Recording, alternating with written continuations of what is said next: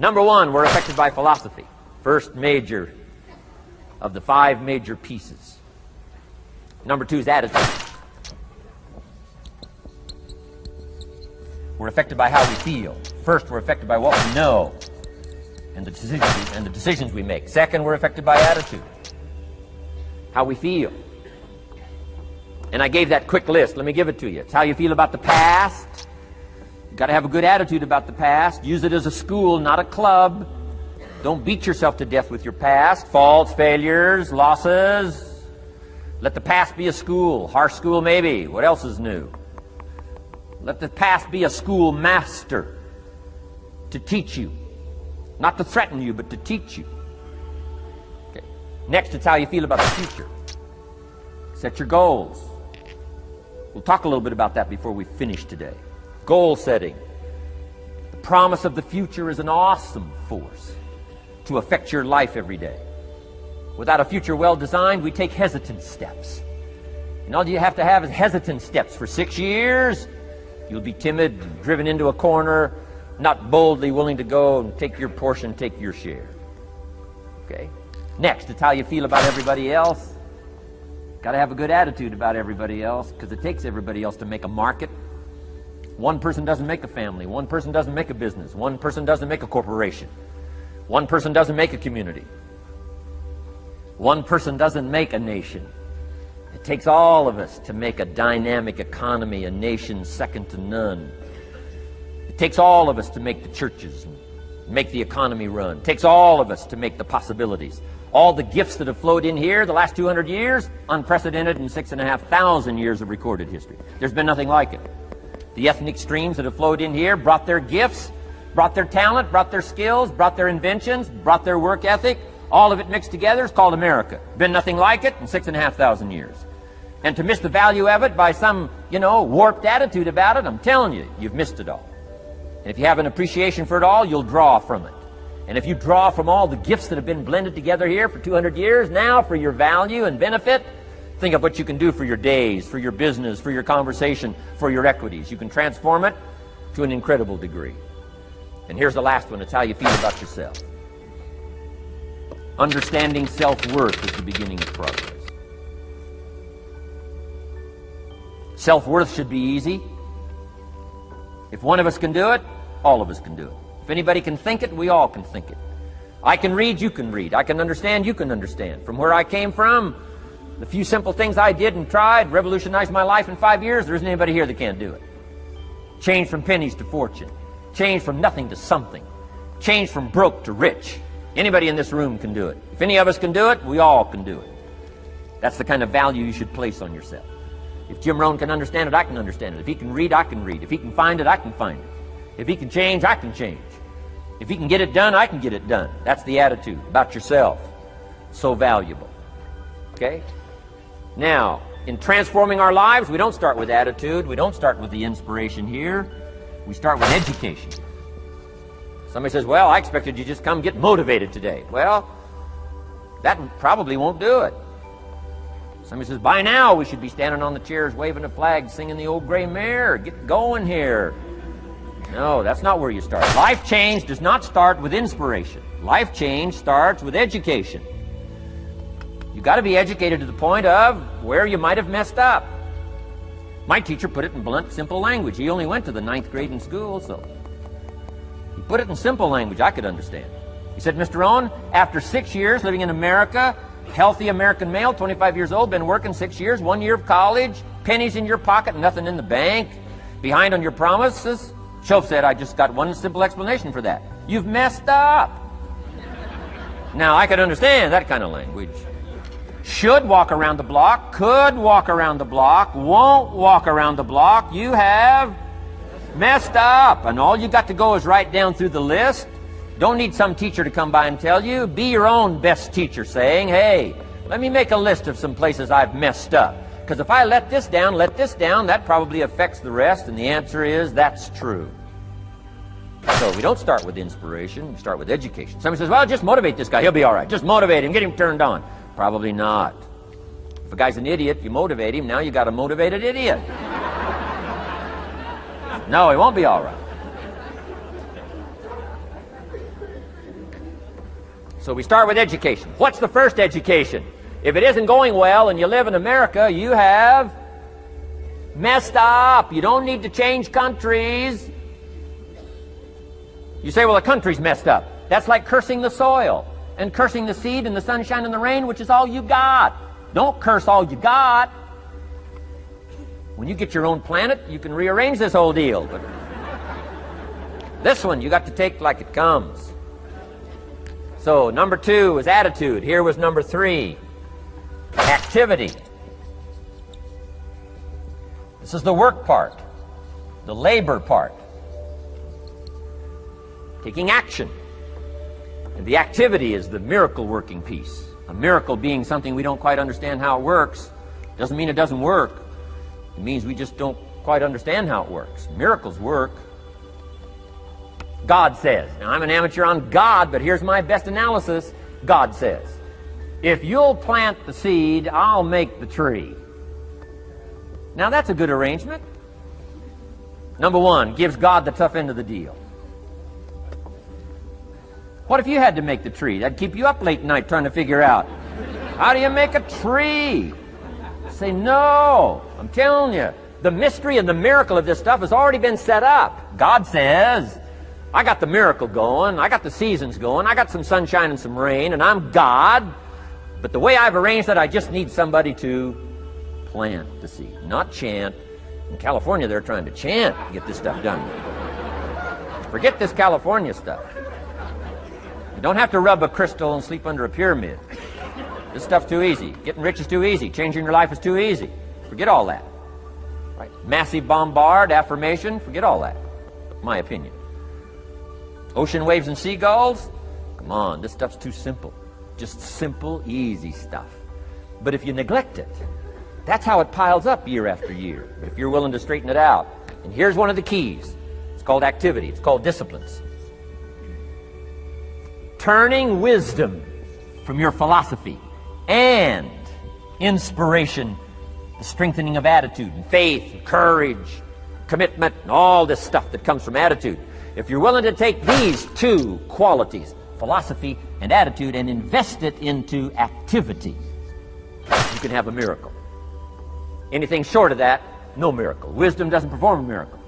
Attitude doesn't perform a miracle. The only thing that performs a miracle of increase called equity is called putting wisdom and attitude into discipline, into labor. And this labor now can perform a miracle. And here's the 2 parts to the labor. 1, do what you can. Number 2, do the best you can. Can't give you better advice than that. Number 1, do what you can. You just got to go home and make a list after today. And here's the question to ask as you make this personal list. What am I not doing that would be easy to do? That could greatly change my health, my wealth? What am I not doing I'm neglecting that would be easy to do? Just go home and answer that question personally. You don't have to put the answers on a public bulletin board. This is just all personal stuff. From the walk around the block to the apple to what to do with your money, which we're going to cover today. What does a child do with $1? We're going to cover that today. Errors in judgment, disaster. Few simple disciplines, wealth beyond imagination. And if you'll pick up the activity part, the miracle working part, plant the seed part, take care of your part. The soil will take care of its part, and the seed will take care of its part. The seasons will take care of their part. The miracle will take care of its part. If you'll take care of your part, called putting it into activity, action. Works miracles. 2,000 years ago, on April 13th, one of Jesus' disciples. Now again, I'm an amateur on the Bible, but best as I can remember it, one of Jesus' disciples said to Jesus, "It's time to pay our taxes and we don't have any money." That's how come I know it was about April 13th.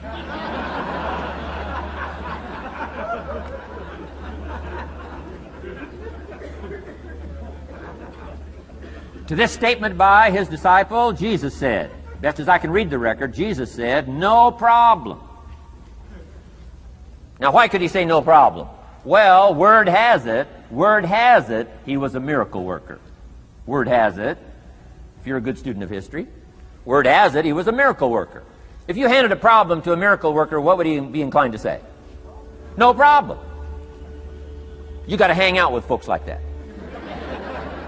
I belong to a small group like that. We do business around the world. You hand these guys a problem, they say no problem. What? How many books would they read to solve it?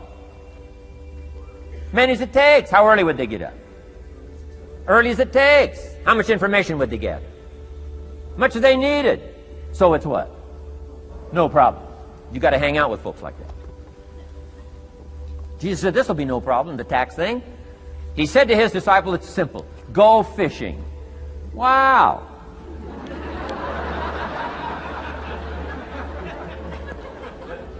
Now that was easy for this particular disciple. His name was Peter. And Peter was a fisherman. How clever. How clever. But here's the real problem. If you should fish, and you could fish, and you don't fish, you got no miracle. You could change, you should change, you won't change. That's called accumulated disaster. In 6 years, you'll be explaining instead of celebrating. Having some ragged list like I had, reasons for not doing well, pennies in my pocket. Could, should, don't, disaster. And if you'll just start the process of change, could, should, and will, you can start this whole process. And if you will, then put it into action. The miracle belongs to you. Jesus said to his disciple, it'll be simple. Go fishing, and the first fish you catch, look in his mouth. Peter said, okay. He was used to strange things happening in this relationship. Peter goes fishing, catches the first fish, looks in his mouth. Guess what's in the fish's mouth? Coins. Peter says, wow, coins. Starts counting the value of these coins, and when he adds it up, guess how much it added up to? Exactly enough money to pay his taxes and Jesus' taxes. Which gives you Jesus' position on taxes.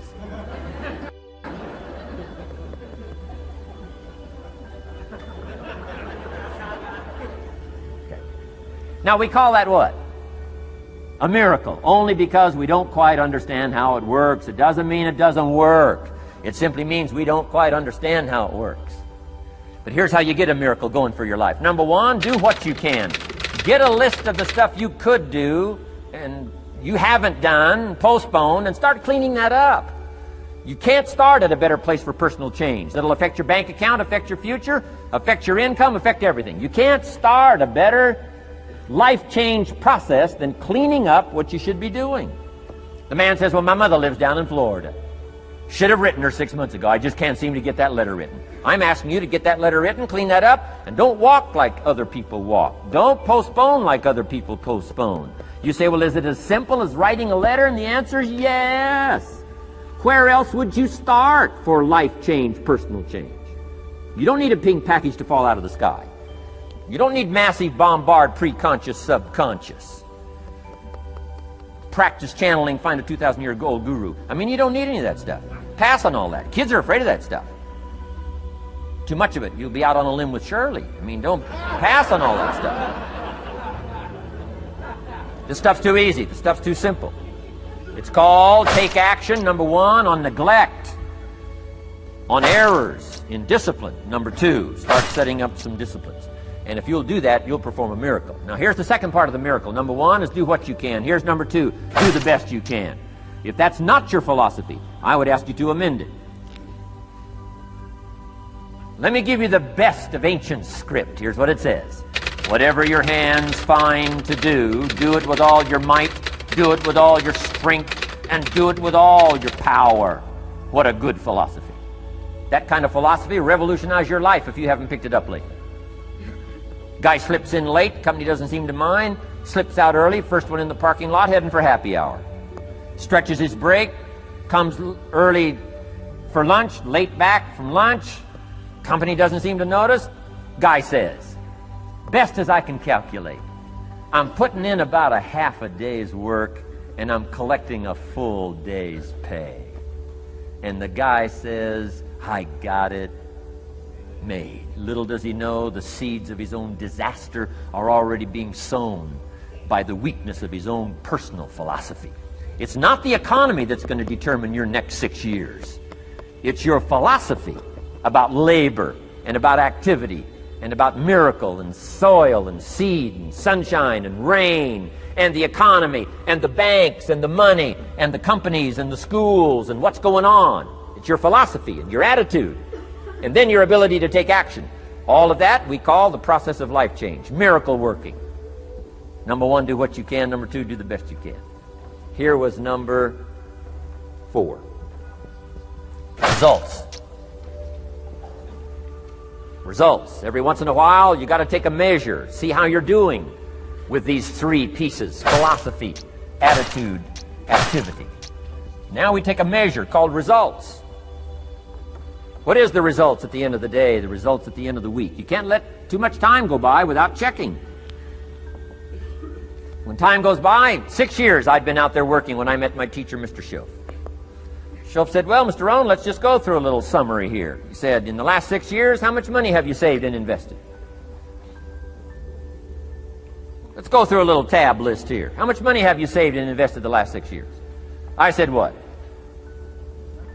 0. He said, you have messed up. You remember these notes. I like that. You've messed up. He said, who sold you on that plan? I thought, my gosh, the man's right. I'm a nice guy. I bought the wrong plan. What if you were 50 and broke? Right? Didn't need to change countries. Bought the wrong plan. What a sad scenario that would be. But Schoaf said these questions. Let's go through some results. He said, how many books have you read in the last 90 days? I said, what? 0. Wisdom of the world available? Change your life, change your future? Wisdom of the world available? Develop any skill you want, earn the kind of income you want, have all the treasures you want, equities you want, relationship with your family that you want, everything that you want available, and the wisdom of the world to help you get it. Haven't read any books in the last 90 days. My teacher said, Mr. Rohn, you have messed up. I'm telling you, you've got the deal. Schoaf said, Mr. Rohn, in the last 6 months, how many classes have you taken to improve your skills or to develop new skills? Go for the American dream. Become rich and powerful and sophisticated and healthy and influential. How many classes have you taken in the last 6 months? I said, how many? 0. He said, you have messed up. He said, you don't need to unmess the country. You don't need to straighten out the perplexed. You don't need to straighten out any of this stuff. All you've got to do is look within and let results teach you a great deal about your own activity, your own attitude, and your own philosophy. I went through that process. Take this phrase home. Results is the name of the game. What other game is there? Results. Here's all life asks us to do. Make measurable progress in reasonable time. Just take home that little phrase. Good phrase. We're asked in life simply to make measurable progress in reasonable time. We demand it of our children. How many years do you want your child to spend in 4th grade? Approximately. About 1. If it looks like they're not going to make it, we pour on the pressure, called legitimate pressure, lack of results. Peer pressure, family pressure, school pressure, community pressure. Every other kind of pressure we can bring to bear. Why? You can't stay more than 1 year in 4th grade. As parents, you'd have to leave the community. You say, well, what if they're nice kids? Wouldn't you give them 3 or 4 years? And the answer is no. You got to make better progress than that. So you got to check fairly often. Some things you got to check every day. Some things you got to check at least by the end of the week. Salesman joins this little sales company. He's supposed to make 10 calls first week. Wouldn't it be legitimate to call him in on Friday and say, John, what? How many calls? I mean, this stuff is simple. John says, well. Say, John, well won't fit in this little box here. Well. Now John starts with a story. You say, John, I made this little box so small so a story won't fit. I don't need a story. I need what? A number. A number. What will a number tell me? Everything. John's supposed to make 10 calls. What if he made 20? You say, wow, wow, we got somebody. What if he only made 1 call? Whoa. Will that tell us something about John's philosophy? And the answer is yes. Will it tell us something about his attitude? Of course. Will it tell us something about his disciplines? Of course. And if he wants a lesson in life change, all he has to do is be willing to face the numbers and come up with the results that will teach you to either celebrate if you got good results or fix whatever needs to be fixed in your philosophy, attitude, activity called disciplines. You don't need to go anywhere else. I do believe in affirmations. They are valuable as long as you affirm the truth. Because it says in ancient scripts, the truth will set you free. Free to do what? Amend your errors and pick up new disciplines. That's what the truth is for, to help us amend our errors and pick up the disciplines for life change. That's what the truth is for. So I do believe in affirming the truth. If you're broke, best thing to affirm is, I am broke. You put that up on the refrigerator where you can see it every day. I mean, that's how you do that. Now, if you need a little additional affirmation, you just put up there, I'm 40 and broke. I mean, you know, that ought to do it. And if you need just a little more, put up there, I live in America and I'm 40 and broke. That's enough to turn your life around. It says, hey, something is wrong. Somewhere I have messed up. And I'm telling you, if you'll start with that, it's called the process of life change, and it doesn't matter how small the process is to start. One discipline starts it, and then one discipline feeds another, and the first thing you know, you've got this whole cycle in an upward positive motion. And it's called life change. It's called income change. It's called health change. Relationship with your family change. Equities unprecedented that you can have in numbers that will stagger the imagination if you do not curse what's available and start amending what's possible to get the results that you want. I don't think I can put it in any better language. That's it. Kids can do it. Teenagers can do it. Parents can do it. Managers can do it. Right? Government officials can do it. Anybody can do it. Anybody can do this stuff called personal change. Wow. Results is the name of the game. Success is a numbers game. Good note to make. Success is a numbers game. You got to go for the numbers. You got to understand what the numbers are. How many pounds overweight should you be at age 50? Approximately.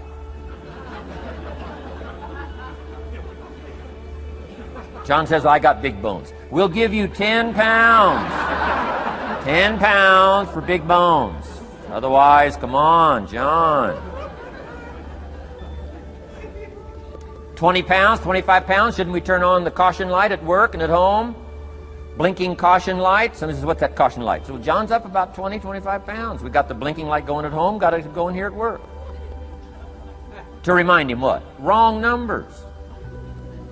Okay? 35, 40 pounds, red light. Blinking at home. Somebody says, what's that blinking red light? Say, John's up about 40 pounds.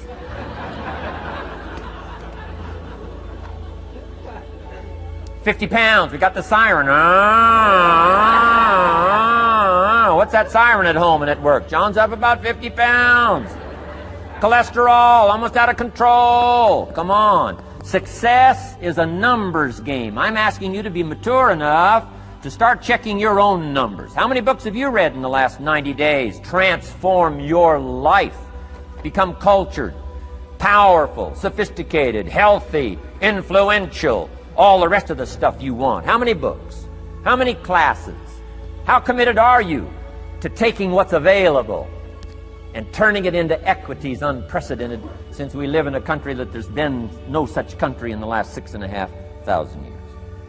If you'll pick up that process, ladies and gentlemen, I'm telling you, it's called life change of the best order. I hope you enjoyed every bit of this video.